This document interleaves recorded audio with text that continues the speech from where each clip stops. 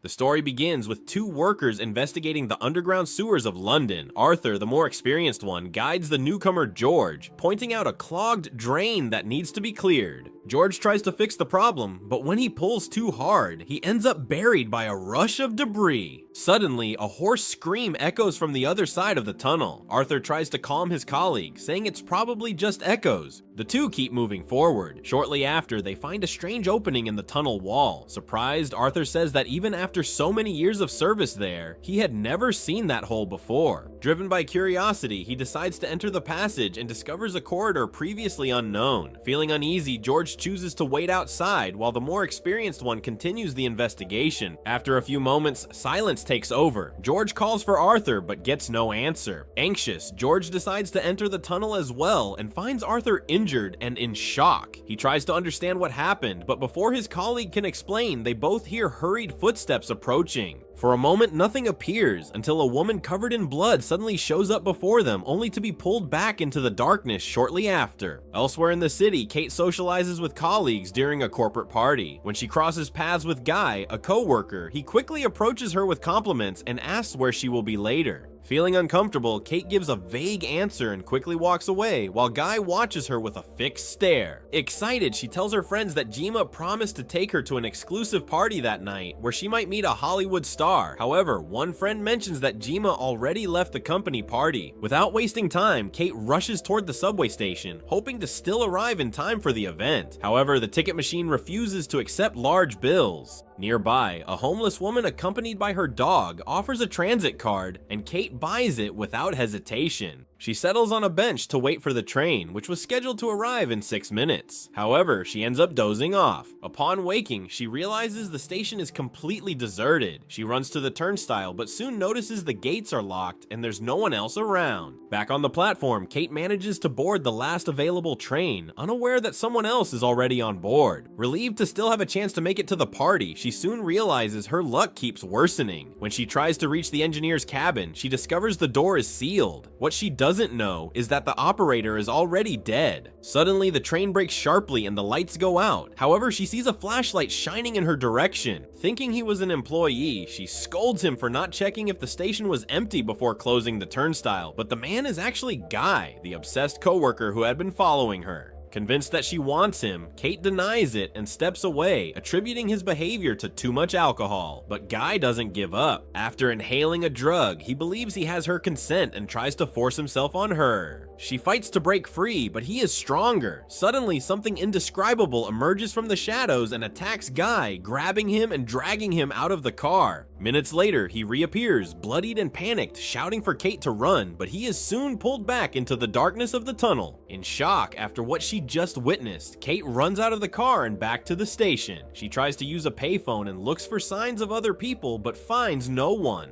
As she wanders through the corridors, she spots the homeless woman's dog and follows it to a storage room, where she discovers the woman lives there with her partner. The woman tries to explain what happened, but the couple, visibly affected by drug use, can barely form word. Kate asks if there is any security or someone responsible for the station, and the man replies that there is a guard in control, but they prefer not to bother him, and he doesn't bother them either. Desperate, Kate offers £50 for him to take her to the guard. He accepts, and the two leave the storage room. As they walk through the station corridors, she mentions that a coworker tried to assault her, but was attacked by something. The man then says that several homeless people in the area have disappeared in recent months, and some believe a strange creature is behind it. Seeing the fear on Kate's face, he smiles and says he was just joking. Back at the storage room, the homeless woman wakes from the drug-induced stupor and begins looking for her boyfriend. She leaves with the dog to search for him, but when faced with a swarm of rats, she is surprised and attacked by the stalker. Kate and the homeless man hear Guy's screams and find him crawling on the tracks, begging for help. She pleads with him to help get Guy out of there, but he refuses, saying he won't aid a rapist. Determined, Kate offers £50 more.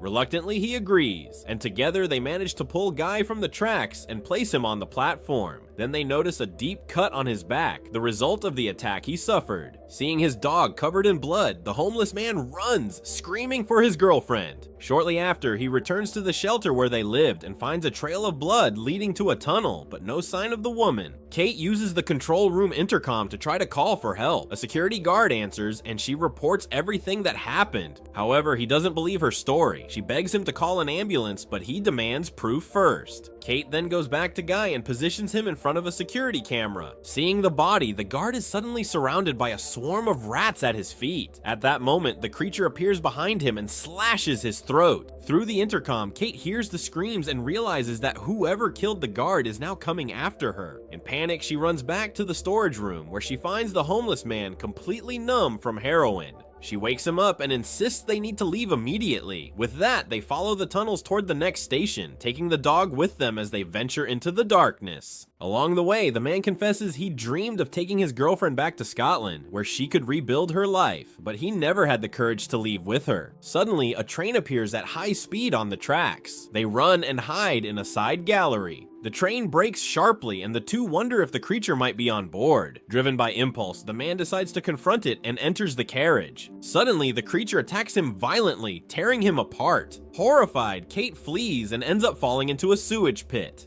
She swims until she finds a ladder that leads her to an old storage room. There, she comes face to face with the monster, now even more disfigured and monstrous. It overpowers her and drags her to its underground chamber, a true labyrinth hidden deep within the London subway. The monster keeps its victims locked in partially submerged cages, waiting for them to die. Only then does it devour them. It drags one of the bodies to another place. At this moment, we see Kate in one of the cages, while George is in another. Unfortunately, Arthur wasn't so lucky. The two come up with a plan. George would pretend to be dead to lure the monster, giving Kate the chance to escape. Putting the plan into action, everything goes as expected. Kate escapes the cage and hits the creature with a precise jump. Only then does she manage to free George, and together, they manage to flee. Shortly after, they come across a forgotten medical facility underground. The place has a childlike atmosphere with toys scattered around and beds with names written on them. However, jars containing fetuses reveal that the site used to function as an old abortion clinic. There, they find the homeless woman in critical condition, unconscious, and lying on the gynecological supports. Blood is dripping between her legs. Everything indicates she didn't survive. But without them noticing, the woman's body begins to move, though they don't perceive it. Not long after, the monster arrives at the old surgical room, making the woman tremble with fear. After staring at the photo of a middle-aged doctor, it walks to the sink, pretending to wash its hands and follow the safety and hygiene protocols of a surgery. Then it begins to imitate the movements of a surgeon during a medical procedure. It picks up a bone saw and starts a brutal and disturbing attempt to operate on the woman, a twisted simulation of an abortion. In the dark, muddy tunnels, Kate and George find a hidden train car with a filthy mattress and old toys scattered inside. Kate finds a photo fallen on the floor. In it, the doctor the creature worships appears next to a boy with visible deformities. However, the doctor ran an abortion clinic and raised that boy, who survived and became the monster that now hunts them. Suddenly, a sound breaks the silence. George opens the door, and the homeless couple's dog rushes inside. Angrily, George starts smashing the train car windows, making noise to draw the monster's attention. Suddenly, the creature bursts through the broken window and grabs George from behind, beginning to strangle him. George manages to knock the monster down, landing several punches. However, it's not enough to defeat him, and in the end, George loses his life. Frightened, Kate reacts quickly and runs through the dark tunnels, with the creature getting closer and closer. Suddenly, she is caught off guard. The creature forces her to sit on the floor and then stares silently at her. In an instant, Kate notices he is wearing a hospital bracelet with the name Craig. She calls him by name, which makes him even angrier. She grabs the hook attached to a chain and hits the creature. Soon, Kate fastens the chain to the opposite wall of the tunnel, leaving it stretched across the track. And when the creature tries to attack her, a train passes over the chain. The impact rips the hook from Craig's neck. Kate slowly approaches the monster, who is agonizing in pain, his neck severely wounded. Out of mercy, she raises the crowbar, ready to deliver the final blow. But it doesn't take long before the creature dies. Exhausted and shaken, Kate leaves the tunnel and returns to the train station where it all began, her face shattered. Without strength, she collapses onto the platform floor, soon embraced by the couple's dog. She hugs him tightly, finding comfort in the animal's presence. Sometime later, two men cross the platform, signaling dawn and the start of passenger movement. One of them, noticing Kate's neglected state, drops a coin at her feet, assuming she is homeless. Kate lets out a laugh mixed with bitter tears as she mentally revisits everything she has lived through.